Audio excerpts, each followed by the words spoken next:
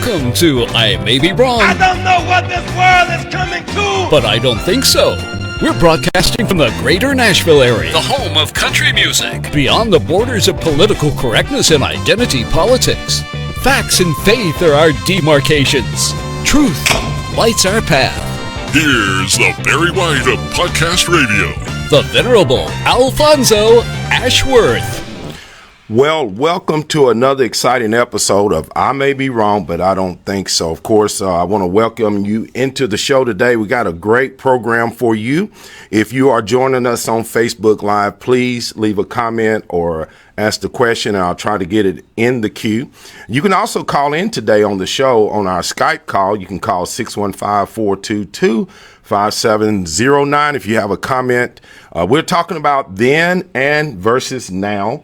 That's going to be the topic for the show. But, you know, before I get started, Nancy Pelosi is simply insane. This impeachment fiasco is gone to another level. Of course, she has appointed her managers, including Adam Schiff and Jerry Nadler, who have been very biased toward the president. But they're going to be presenting the case. They're voting to present the case before the Senate. Of course, Mitch McConnell is over the Senate. And, of course, we're going to get along with this process. Get ready for a long, drawn-out process. Of course, it's insanity and overload. We're going to be talking about this and other things during this first, this 30-minute segment. We do a 30-minute segment every Wednesday. Of course, and if you're on the West Coast, you can find us on I May Be Wrong, but I Don't Think So.com. Also on Facebook Live from 8 a.m. to 8:30. If you're in the Central Time Zone, you can find us from 10, of course, to 10:30 and 11 to 11:30 on the East Coast. We got a lot happening in this country. We got a lot of things that's going on. All this just didn't start overnight. This has been something that's been happening for some time, and I'm concerned. Have we failed? Have we failed the children? Have we failed our society? Have we failed in our attempt to protect this republic from this sort of insanity? You have now the media, who, of course, the media has been known as the fourth estate. The news media has been given a special privilege under the Constitution. Of course, they have violated this now that they become part of the resistance or the fifth column. That's what we refer to when we talk about the fourth estate and the fifth column. The media now has become part of a resistance to bring down this government, to bring down this Constitution, to cripple this country, to make us more unable to defend ourselves, protecting ourselves with our Second Amendment, the right to keep and bear arms. What's going on in Virginia is going to lead to a civil uprising because you have the government that is trying to take away the rights and the will of the people to be able to keep and bear arms. All this is going to lead to more chaos in this country. We have our border that's not being protected, our embassies that are not being protected. And when the government, when the president is trying to defend this country, trying to take out a terrorist, you have the news media who has decided to take sides with the terrorist and with those who are trying to kill our brave men and women in uniform. The president did the exact right thing, just like when they took out Osama bin Laden, just like when they took down Muammar Gaddafi, just like when they took out Saddam Hussein. All these people are trying to kill America. You know, when you have somebody saying death to America, I am not confused one bit about what that means. I see that Lisa Carney is in this. She says couldn't even make her points without misspeaking. She's exactly right. Nancy Pelosi, I don't know if she was half drunk, half crazy, or what her problem is, but Nancy Pelosi has lost it. And now you have Adam Schiff and those other chuckleheads, as Lonnie will call them. By the way, Lonnie Poindexter, my mentor, is going to be my guest on the show next week, so don't miss that show. Then the following week, we're going to have John Harris back on. He's a Second Amendment attorney that's going to be talking about these issues of the Second Amendment. So make sure you put those dates down that you catch the show. Of course, if you want to call in, you got a comment about what we're talking about then and versus now, you can call in. The Skype number is 615-422-5709. If you want a copy of my latest book, No Snow Days, you can go to my website, go to I may be wrong, but I don't think so.com. You can order a signed copy there. Of course, I also have another book that's in the works called I May Be Wrong, but I Don't Think So. I think you're going to find that it's going to be something quite different. And some of my styles are different than in the past. We're hoping to be able to get that out soon. My publisher is on me to get that done, and I'm working very hard at getting that finished. Of course, then versus now. Discipline in our schools. Look, when I was growing up, the paddle was used religiously to bring order to the classroom. Now, of course, every teacher didn't paddle, but there was always somebody in the school that would be more than happy to carry out those duties. And you knew who they were, and you knew not to cross that person. You tried to avoid that person at all levels. But unfortunately, you always had someone that would to break the rule, or they would get out of line, and eventually they had to be put back in order. So discipline was something then that I see we lack now, to where you have students taking over the classrooms. I mean, literally, the teachers live in fear in their classrooms.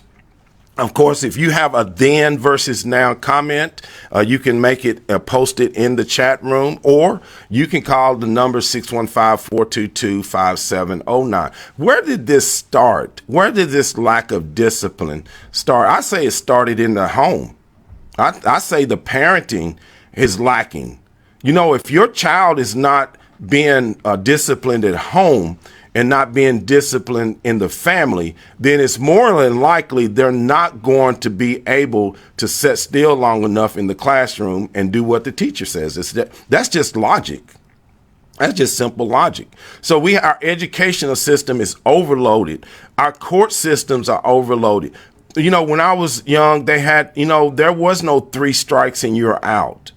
There was no child left behind. Many students, as we moved along and I was in school, it wasn't very uncommon to see somebody fail a class and they had to take the class over or come to summer school. But now this No Child Left Behind, it has put a restraint on our school teachers to where they cannot even fail a student. They have to figure out a way to pass that student along, whether that student is ready or prepared or not. That's what the law was. And I totally disagree with that under President Bush, the No Child Left Behind. What about the 3 strikes and you're outlaw under Bill Clinton? Many young, mostly minority males went to jail on this 3-strike rule because they had a little marijuana or whatnot, or they had some minor violation, but it happened to be their 3rd strike. Now, whose fault is that? Well, you can blame it on the person committing the atrocity, or you can blame it on the no mercy under the law. Of course, that led to total overcrowding of the jails. Many of these people have lingered in these jail systems. They're unable to get out and get a job. They're unable to get out and get their lives put back in order. Now the pendulum has swung in a totally different direction. Now you have it where a person's incarcerated, but they may only spend 30% of their time. A murderer, you can murder someone and be out of jail before the ink dries. And I'm not kidding. They have people who are driving intoxicated. We have illegal aliens crossing our borders. They're coming over here bringing drugs. They're bringing crime. They're bringing all these atrocities into our communities. And many of those people are incarcerated. And before the police officer is back out on the street, this person is out there first. And I am not joking. This is how insane that some of our court systems have become because of overcrowded jails. The law is not effective, it's not working, and it's leading to more and more people that's innocent that are being harmed. So that's another then versus now. Look, then if you got in trouble with the law, it was likely if you were convicted of a crime, you were going to spend your time in jail. And you would spend most of that time before you were allowed to come up for parole. Now, I'm not saying what was fair or what's not fair, because many of these people who were incarcerated unjustly in some cases. Of course, if you want to comment, I see that those are some are in our chat room. Joni Hudson says that is the truth. J. Rocky Gann is listening in, and others. I see that we get a lot of listeners, we get a lot of viewers, we get a lot of people commenting on my Facebook page. Some of them come in like bandits. I mean, they cross my page like they crossing the southern border. They jump over illegally. They'll come in, they'll leave trash, and then they leave. And that's just the way I describe it, because they don't really want to hear the facts. They're not coming for information. And that's another thing we're lacking now that was readily available then. The news media then, when I was growing up, the news was a lost lead is what they called it. The news department was there for information. Now you have people making $20 million giving their opinion and then trying to convince you that somehow it's factual. And I'm talking about all the networks. I'm not just talking about CNN and ABC and MSNBC. I'm talking about Fox News and all these other networks where they're paying these people millions of dollars to give their opinion. And unfortunately, many people believe that opinion is somehow draped in facts. It's full of mendacity. You look at what's going on right now in Washington, the mendacity, the lies and liars that are coming out of the woodwork, making up things whole cloth, things that cannot be backed up with facts. And most Americans are siding with that person just because it's got a network label on it. Just because it's Hannity, just because it's CNN, just because it's Rachel Madcow. It's all these people making millions of dollars doing what other people do, like myself, for nothing. Now, I say for nothing, but I'll tell you what, I've got a lot of supporters, and I appreciate your support. If you would like to call in on the show today, you can call in at 422-615-422-5709 and get your comment in if you want to get a comment. Okay, another thing. Let's talk about, some people say that I pick on Barack Obama. I do not pick. Barack Obama left a record of long as the United States in terms of what he said in one regard and then what he said after he got in office. There's no doubt about it. Matter of fact, let's listen. Let's get this. Right to transfer property, hospital visitation, non-discrimination. All those principles apply to same-sex couples, I think is important. Define marriage. I believe that marriage is the union between a man and a woman. Would you support a constitutional amendment with that definition? No, I would not. I am not somebody who promotes same-sex marriage, but I do believe in civil unions. I do believe that we should not, that for gay partners to want to visit each other in a hospital, for the state to say, you know what, that's all right. I don't think in any way inhibits my core beliefs about what marriage are. Listen to him. I believe that gay couples deserve the same legal rights as every other couple in this country. Then the man lied earlier then. You should never have to look over your shoulder to be gay in the United States of America. I issued an order so that any hospital in America that accepts Medicare or Medicaid, and that means just about every hospital, has to treat gay partners just as they do straight partners, because nobody should have to produce a legal contract to hold the hand of the person that they love. Now, he either lied then, and I know he lied now. And this man lied to the American people. Not only this should have been a warning sign that he would not do what he promised to do when he made it and he was elected to the White House, because the first thing he did was reverse his opinion on gay marriage. And he spent the next 4 years getting it pushed through the Supreme Court. And that is the man's legacy, bar none. That's his biggest accomplishment, bar none. Yes, he did bomb some of our enemies, and I commend him for that. Matter of fact, you didn't hear me one time come out and talk against him bombing our enemies. That's the thing. That's his job. But he was a liar, and he was full of lies when he lied about the health care, what he wanted to do with the health care, with Obamacare. He said you could keep your doctor, you could keep your plan. I've got the record. I can play it over and over again of him saying that.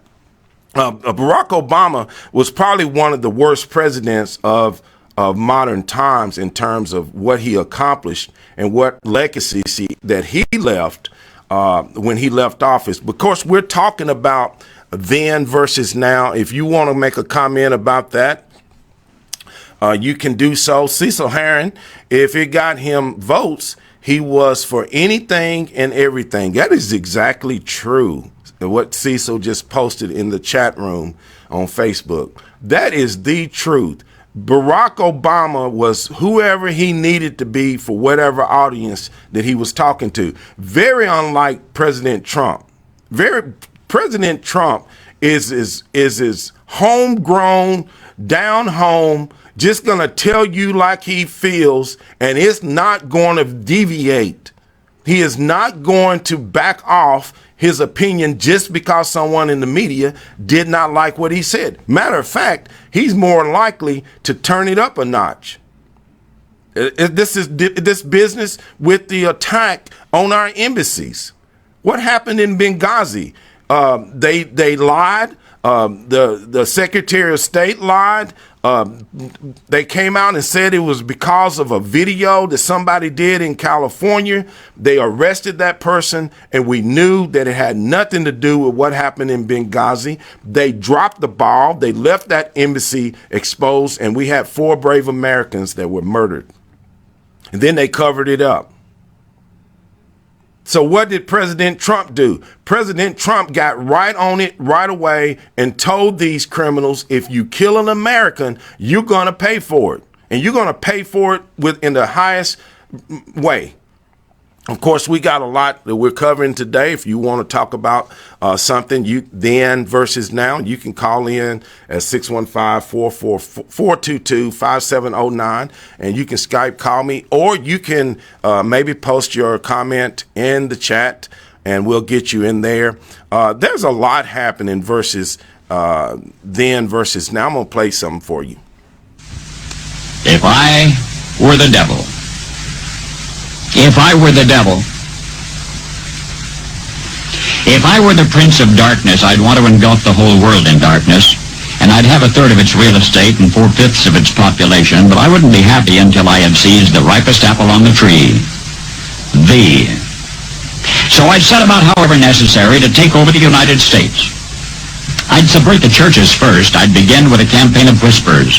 With the wisdom of a serpent, I would whisper to you as I whispered to Eve, do as you please. To the young, I would whisper that the Bible is a myth. I would convince them that man created God instead of the other way around. I would confide that what's bad is good and what's good is square. And the old I would teach to pray after me, Our Father, which art in Washington. And then I'd get organized. I'd educate authors in how to make lurid literature exciting so that anything else would appear dull. I would convince the young that marriage is old-fashioned, that swinging is more fun, that what you see on TV is the way to be. And thus I could undress you in public, lure you into bed with diseases for which there is no cure. In other words, if I were the devil, I'd just keep right on doing what he's doing. Exactly. And this was Paul Harvey, of course, and somebody just told me that my broadcast was interrupted on Facebook. I am not surprised at all. You can go back, of course, and catch this up later. We're going to start it again. If you want to pick this broadcast back up, just stay on Facebook Live, and we'll continue broadcasting, of course, from our. The facts are this. The devil, if the devil was not even something we recognized in a biblical sense, the devil is anything that's contrary to the truth. Evil is the direct contradiction of truth. Anything that's not the truth is of evil. Anytime that someone will lie to you or cheat you or rob you or harm you, that would fall under evil. And evil is anything that's contrary to good. So anytime that you have people willing to murder babies in the mother's womb and pretend like somehow they know when life began, that's evil. That's murder. The taking of an innocent life. That's exactly what murder means. It means to take an innocent life. Of course, if you want to pick this back up, I have restarted the broadcast on Facebook Live, or you can call in. You can call in if you want to make a comment or if you got a question. Call in 615-422-5709. We are talking about then versus now. If you didn't hear Paul Harvey talking about the crime, the drugs, they are medicating our children. They're drugging our children to get them to sit still in the classroom. If you don't see a problem with that, then you're blinded by science. You think science somehow can fix all of your problems. And if it's not science, it's the government. If the government mandates it, if the government says it's okay, then most people will fall in line with it. Gambling, drugs, narcotics, alcohol, you name it. The gambling, the government is all in bed with the legal gambling. That's not something you would see and not really want to be a part of. But unfortunately, we got many in America who have fell into that enclave in terms of what should be legal and what should not be legal. Well, I tell you, anything the government will legalize has something to do with you paying for it as a taxpayer. Of course, we're coming up on the end of this 30-minute. And before I get finished, I want to let people know that you can find us on Facebook Live. You can find us at I may be wrong, but I don't think so.com. You can also find us on podcast. You can find us on our podcast. Any of the major podcast providers, you can find I may be wrong, but I don't think so. You can go to the website, I may be wrong, but I don't think so. That's scrolling across the screen.